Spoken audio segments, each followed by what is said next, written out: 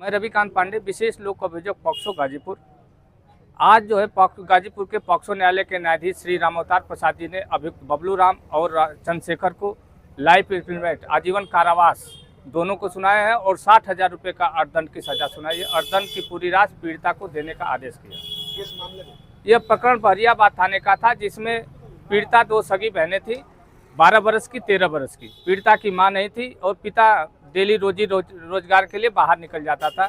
इस बात का अवसर पाकर के अभियुक्त बबलू राम और चंद्रशेखर दोनों साथ साथ जाते थे और पीड़िता छोटी बहन जो थी सबसे, उसके साथ वो सब रेप करते थे और संयुक्त करते थे, इसलिए काफ़ी गंभीरता थी और उसको डरा धमका करके करते थे। बड़ी बहन को इस बात का पता नहीं चलता था।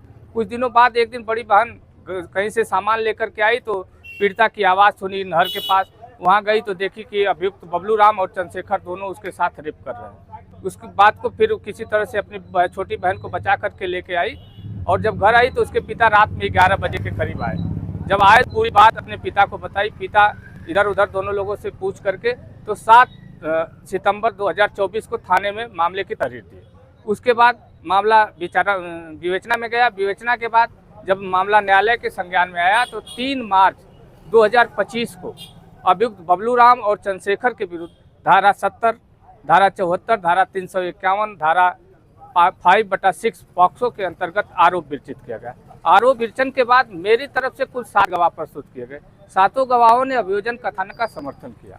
इसमें बबलू राम तो शुरू से ही जेल में था, लेकिन अभियुक्त चंद्रशेखर को जमानत मिल गई थी। चंद्रशेखर जो है काफ़ी दुर्दांत किस्म का था। उसके बाद वो गया बाहर और फिर अपने ही गांव के किसी सम्मानित प्रतिनिधि के जानलेवा हमला किया, जिसमें कि उसके आंख और हाथ कट गया, मतलब प्राणघातक एकदम मृतप्राय हो गया था।